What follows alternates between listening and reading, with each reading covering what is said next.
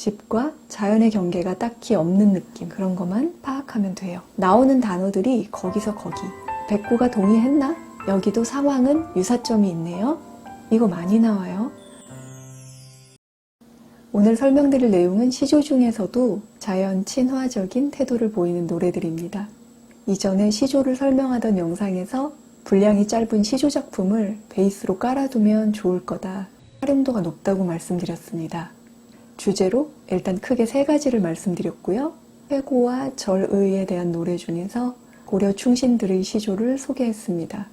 오늘은 자연 속에서 지내는 삶을 만족스러워하는 안분지조, 안빈낙도 또는 무라일체의 태도를 지닌 시의 화자들을 만나보겠습니다. 첫 번째 작품입니다. 말 없는 청산이요, 태 없는 유수로다. 일단 청산, 유수, 청풍, 명월 다 자연물이죠. 이음절에 한자어로 표현하는 경우가 많습니다. 그래서 이 작품은 크게 어렵진 않아요. 말이 없는 푸른 산, 형태가 없는 흐르는 물, 값으로 매길 수 없는 바람, 임자 없는, 주인 없는 달. 마지막 종장에서 이 중에 이 자연 속에서 병 없는 이 몸이 분별 없이 늙으리라.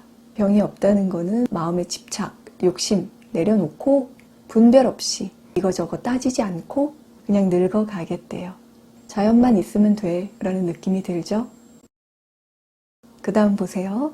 10년을 경영하여 10년 동안 계획을 세워서 초려 3간, 초가집 3칸짜리를 지어내니 10년 동안 계획한 것 치고는 소박한 느낌이죠? 그런데 그마저도 자신이 다 사용하지 않을 건가 봐요. 종장에 나 1칸, 그리고 달 1칸, 바람 1칸 이렇게 맡겨두고 강과 산은 들여놓을 데가 없으니 병풍처럼 둘러두고 보리라. 집과 자연의 경계가 딱히 없는 느낌. 이 자연에 대한 노래들은 쉽게 이해할 수 있을 거예요. 다음 작품은 푸른 산도 절로절로, 푸른 물도 절로절로. 시어가 어려운 게 전혀 없네요. 절로절로라는 말이 특히나 반복되고 청산, 녹수, 산, 수 그게 거의 다죠. 절로는 저절로, 자연스럽게 억지로 만들지 않는 거예요. 자연의 모습도 절로, 내 모습도 절로. 종장에 그 중에 절로 자란 몸이 순리대로 자연스럽게 태어난 몸이 늙는 것도 그러할 것이라는 거죠. 고전 작품에서 자연을 나타내는 이음절의 한자어들이 많거든요. 산수, 산천, 임천, 천석, 연하, 초야 뭐 많습니다. 이런 말 중에 일부를 몰라서 자연이라는 것을 캐치를 못한다면 너무 아깝겠죠. 손해보는 느낌 꼭 아셔야 돼요. 그 다음 거 초암이 정료한데 초암은 초가집 암자예요. 그럼 또 암자는 뭐야? 그냥 아주 조그만 집이라고 보시면 돼요. 그 초가집이 적적한데 조용한데 친구 없이 혼자 앉아. 시적 화자는 혼자 있네요. 중장 평조 한 잎에 즉 노래 한 가락에 백운 흰 구름도 자연물 흰 구름이 절로 존다. 분위기 급박해요? 아니면 여유로워요? 후자죠? 그래서 종장에서 어느 누가 이 좋은 뜻을 알 리 있다 하리요. 그럼 좋다는 거예요? 안 좋다는 거예요? 화자가?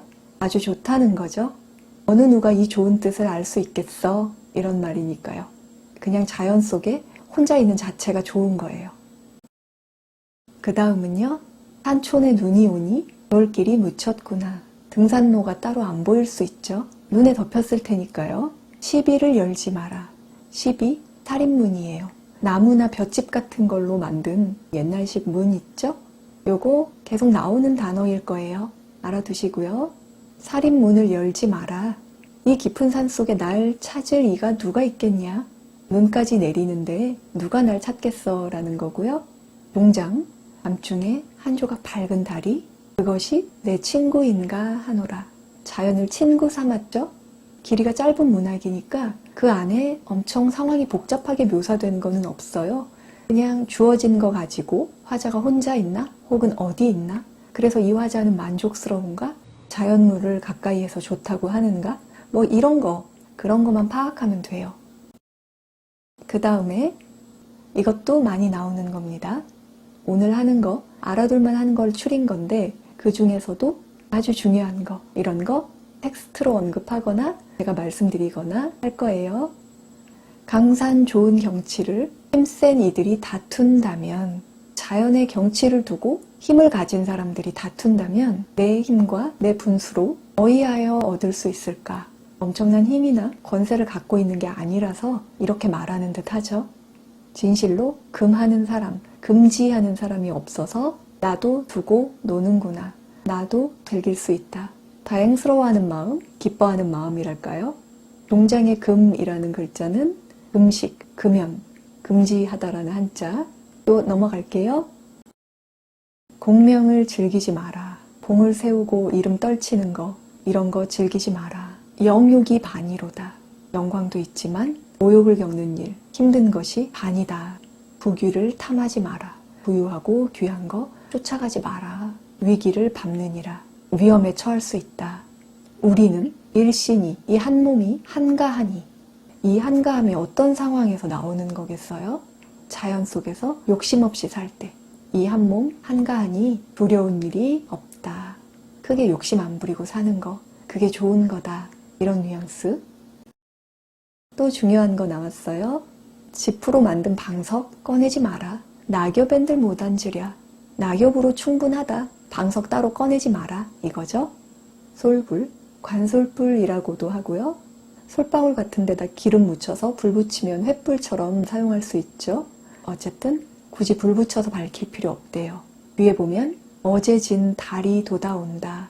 그러니까 초장, 중장을 보면 낙엽에 앉으면 되고 달빛으로 충분하다. 그 다음 종장에 아이야 박주 산채일 망정. 박주 하면 싼술, 막걸리 종류 떠올리시고, 산채, 우리 산채 비빔밥 들어본 말이죠. 산나물을 뜻해요.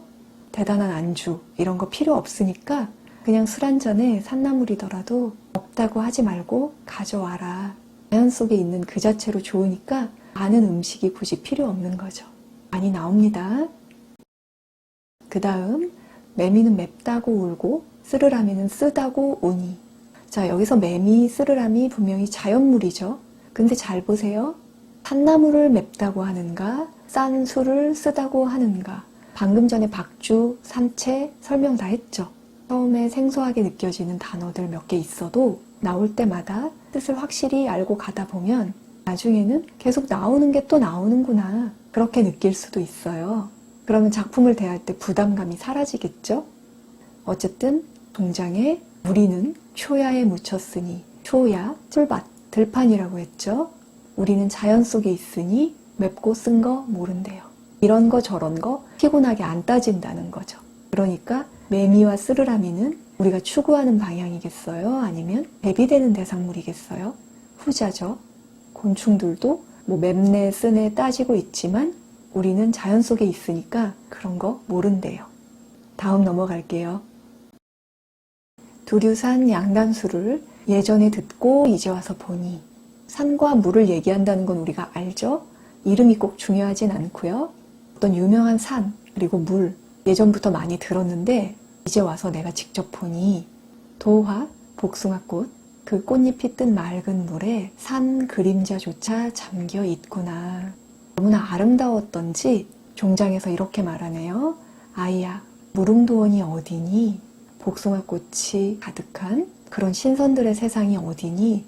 나는 여기인가 하노라. 내가 보기엔 여기인 것 같다. 그 정도로 아름답다.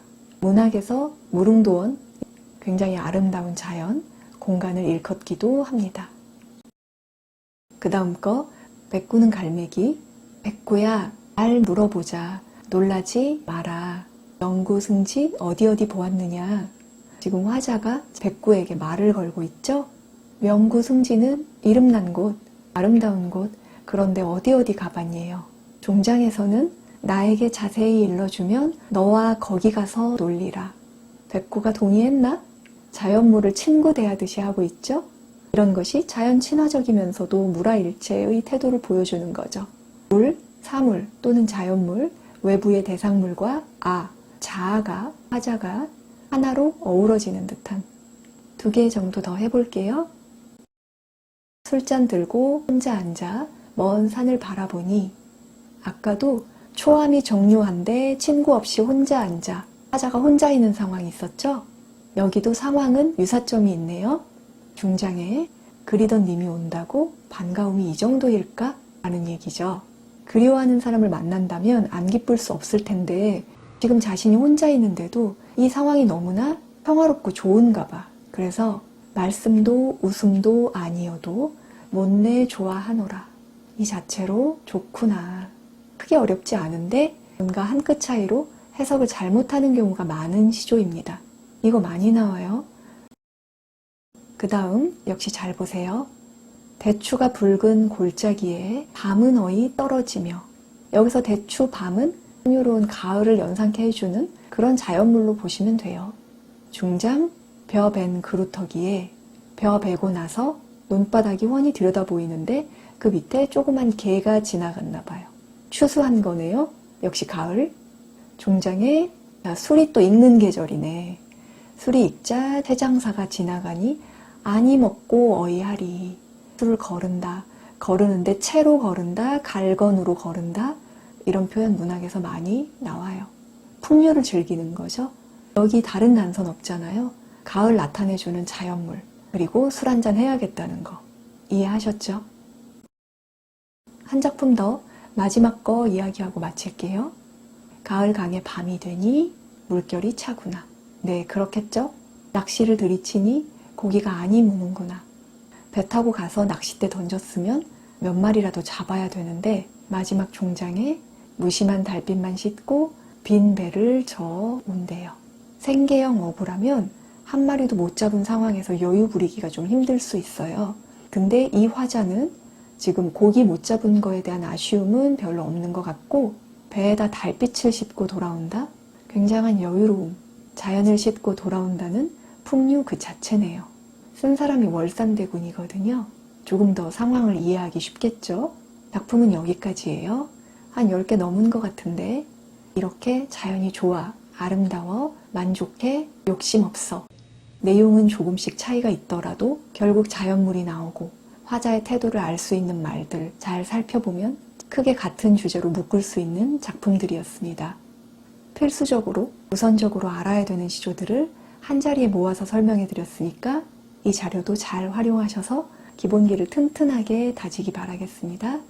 주제는 쉽지만 오늘 설명한 작품 중에 모르는 시어, 한자어들이 있었다면 꼭 알고 가야 되는 거 기본이니까 잊지 말고 외워두세요. 함께 해주셔서 감사하고요.